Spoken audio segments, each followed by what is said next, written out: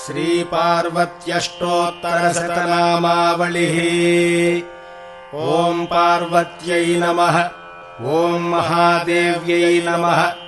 ॐ जगन्मात्रे नमः। ॐ सरस्वत्यै नमः। ॐ चण्डिकायै नमः। ॐ लोकजनन्यै नमः। ॐ सर्वदेवाधिदेवतायै नमः। ॐ गौर्यै नमः। ॐ परमायै नमः। ॐ ईशायै नमः। ॐ नगेन्द्रतनयायै नमः।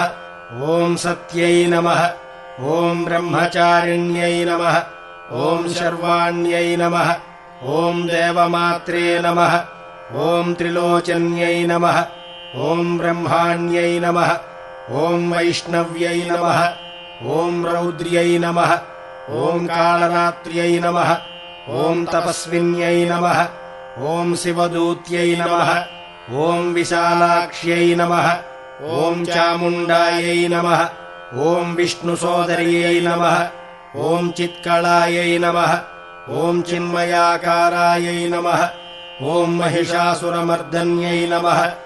ॐ कात्यायन्यै नमः। ॐ कालरूपायै नमः। ॐ गिरिजायै नमः। ॐ मेनकात्मजायै नमः। ॐ भवान्यै नमः।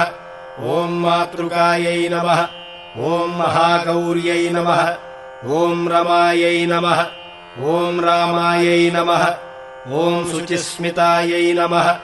ॐ ब्रह्मस्वरूपिण्यै नमः। ॐ राज्यलक्ष्म्यै नमः।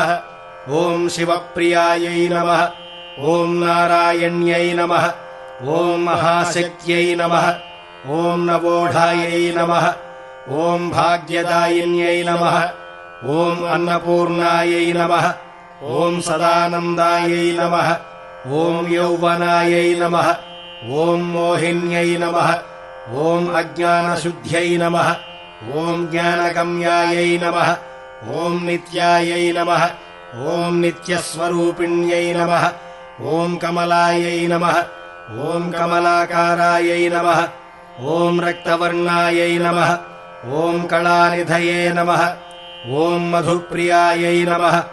ॐ कल्याण्यै नमः। ॐ करुणायै नमः। ॐ जनस्थानायै नमः। ॐ वीरपत्न्यै नमः। ॐ विरूपाक्ष्यै नमः। ॐ वीराराधितायै नमः। ॐ हेमाभासायै नमः। ॐ सृष्टिरूपायै नमः। ॐ सृष्टिसंहारकारिण्यै नमः।